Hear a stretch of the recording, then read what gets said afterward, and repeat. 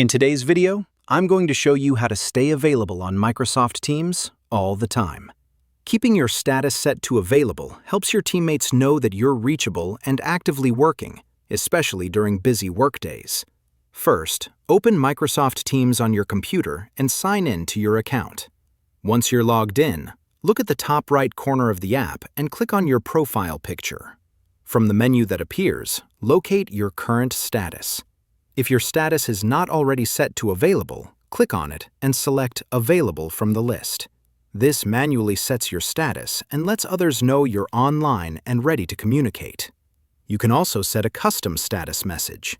Click your profile picture again, choose Set Status Message, and add a short note like Available during work hours. This gives your teammates extra context even if your status changes briefly.